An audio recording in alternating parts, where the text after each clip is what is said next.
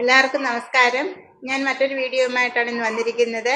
അരി ഉരട്ടി എങ്ങനെ ഉണ്ടാക്കാം എന്നുള്ളതാണ്. ഉണ്ടാക്കുന്നതിന് ഇതിലേക്ക് നമുക്ക് അരിപ്പൊടി വേണം. അരിപ്പൊടി എന്ന് പറഞ്ഞാൽ പച്ചരി കുതിർത്ത് പൊടിച്ച് വറുത്തത്.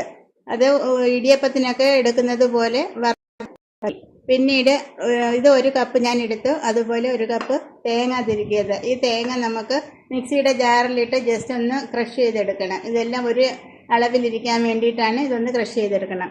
പിന്നെ ഇതിലേക്ക് ഇത് 1 കപ്പ് അരിപ്പൊടിക്ക് ഞാൻ 1.25 കപ്പ് വെള്ളം വേണം. പിന്നെ 1 സ്പൂൺ വെളിച്ചെണ്ണയും വേണം. ഇത്രയും ഉപ്പും. ഇത്രയുമാണ് ഇതിലേക്ക് ആവശ്യമായിട്ടുള്ളത്. ഇനി എങ്ങനെ ഉണ്ടാക്കുന്നതെന്ന് നോക്കാം. ഉരട്ടി ഉണ്ടാക്കുന്നതിന് വേണ്ടിയിട്ട് ഞാനൊരു ഇതുപോലെ ഒരു ഉരുളിയിൽ ഈ 1 കപ്പ് അരിക്ക് 1 കപ്പ് പൊടിക്ക് 1.25 കപ്പ് വെള്ളം എടുത്തിട്ടുണ്ട്. അത് ചൂടാവാൻ വെച്ചിരിക്കുകയാണ്. ഇതിന് വെള്ളത്തിന് ആവശ്യമായ ഉപ്പും 1 സ്പൂൺ എണ്ണയും അതിലേക്ക് ഒഴിക്കാം.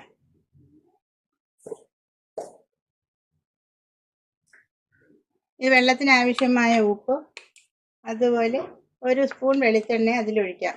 അതിലേക്ക് നമ്മൾ ഈ തേങ്ങ ഒന്ന് ക്രഷ് ചെയ്തത് അതുകൂടി ചേർക്കുന്നു.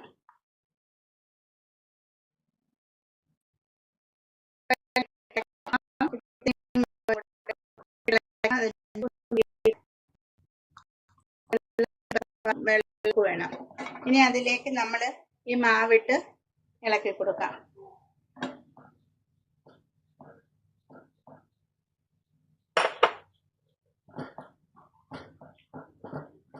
ഇത് ഈ വെള്ളത്തിൽ കിടന്ന് വെന്ത് വെള്ളം വറ്റി വരണം.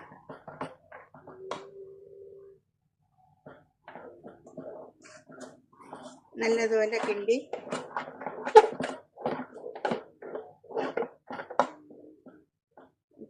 തീ ഒന്ന് കുറച്ചിട്ട് കൊടുക്കും. എല്ലാ മാവും ഒന്ന് നനയത്തക്കവണ്ണം ഇളക്കി കിണ്ടി എടുക്കണം.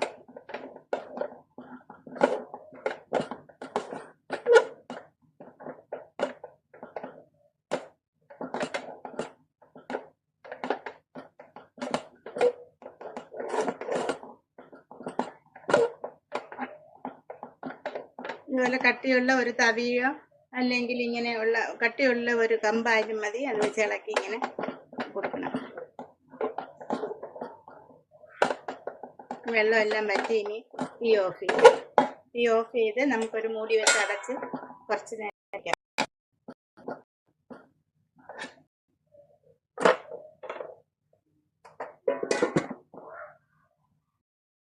ഒരു 2-3 മിനിറ്റ് കഴിഞ്ഞ് ഈ മാവ് ഇതുപോലെ ഒരു കൗണ്ടർ ടോപ്പിലേക്ക് ഇട്ട് നമുക്ക് നല്ലതുപോലെ ചൂടോടുകൂടി തന്നെ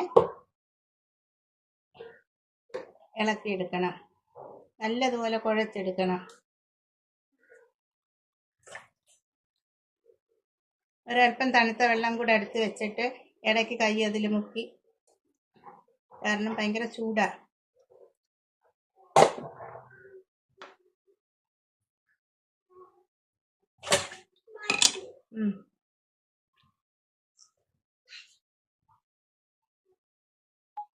ഇത് ചൂടോടുകൂടി തന്നെ ഇതൊന്ന് അതുപോലെ ഞെവിടിയെടുക്കണം.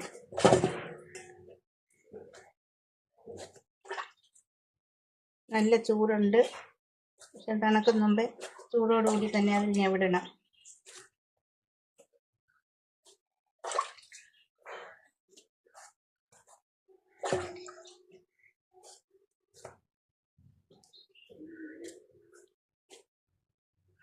ഇത് മാവ് അടച്ച് തന്നെ വെക്കണം.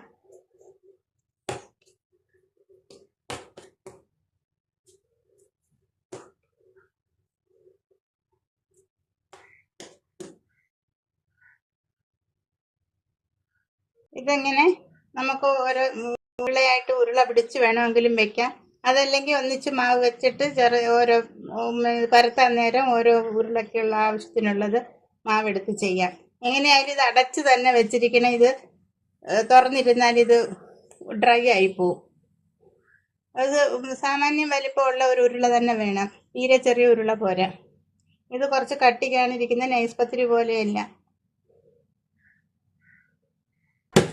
ഇതെല്ലാം ആ പാത്രത്തിലേക്ക് തന്നെ വെച്ച് ഇനി നമുക്കിത് പരത്തി എടുക്കുന്ന എങ്ങനെ നോക്കാം. എപ്പോഴും ഇത് അടച്ച് തന്നെ വെക്കണം. ഉണ്ടാക്കുന്നത് ഇതുപോലെ ചപ്പാത്തി പ്രസ്സിൽ വെച്ചാണ്. ഇതുപോലെ ഒരു പ്ലാസ്റ്റിക്കിന്റെ കവർ മുകളിൽ വെച്ചിട്ട് ഈ ബോള് നമ്മൾ പിടിച്ചു വെച്ച ബോള് ഒന്നും കൂടെ ഞെക്കി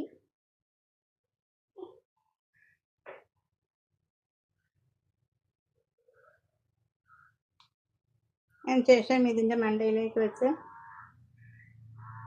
നമ്മൾ മറ്റൊരു പ്ലാസ്റ്റിക് കവറും കൂടെ വെച്ച് ചപ്പാത്തി പ്രസ്സിലാണ് നമ്മളിത് പരത്തുന്നത്. പണ്ടൊക്കെ എന്ന് വെച്ചാൽ ചപ്പാത്തി ഇത് ഉരട്ടി പലക തന്നെയുണ്ട്, അതിനകത്ത് കർച്ചീഫ് വെച്ചിട്ട് അതിൽ വെച്ചിട്ടാണ് ഉണ്ടാക്കിക്കൊണ്ടിരുന്നത്. അതുപോലെ പണ്ടുണ്ടാക്കിയിരുന്നത്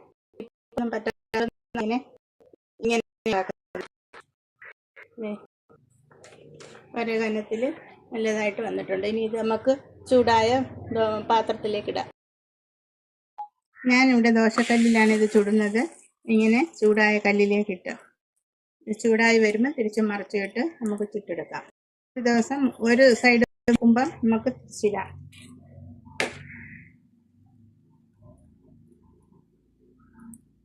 ഇനി ആ സൈഡും കൂടെ കുറച്ചൊന്നിതായി വരുമ്പം തിരിച്ചിട്ടിട്ട് തട്ടി കൊടുക്കുമ്പോൾ ഇത് പൊങ്ങി വരും. ഒരു സൈഡ് മൂത്തപ്പം അത് തിരിച്ചിട്ട് കൊടുത്ത് ചെറുതായിട്ട് തട്ടി കൊടുക്കുമ്പോൾ അത് പൊങ്ങി വരും.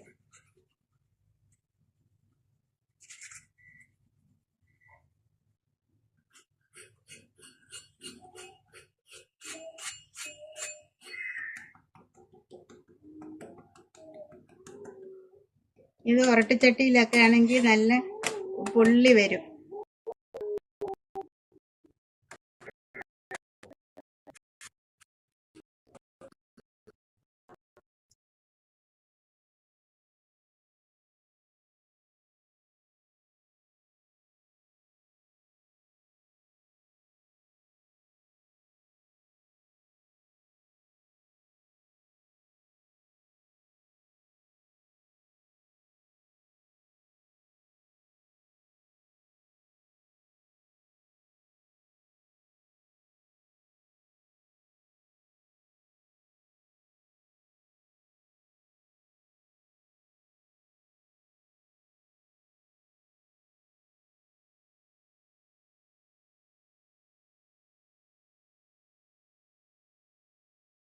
അങ്ങനെ നമ്മുടെ ഒറട്ടി റെഡി ആയിട്ടുണ്ട്. ഒറട്ടിയുടെ കൂടെ പോത്തിറച്ചിയാണ് നല്ല കോമ്പിനേഷൻ. കുളത്തൂപ്പുഴയുള്ളവർക്കൊക്കെ ഒറട്ടിയും പോത്തിറച്ചിയുമാണ് അവരുടെ ഒരു ഹരം. എല്ലാവരും ഒന്ന് ട്രൈ ചെയ്ത് നോക്കണം. ഇഷ്ടമാവുകയാണെങ്കിൽ ലൈക്ക് ചെയ്യണം, ഷെയർ ചെയ്യണം, സബ്സ്ക്രൈബ് ചെയ്യണം. വീണ്ടും ഒരു വീഡിയോ ആയിട്ട് വരുന്നത് വരെയും ബൈ.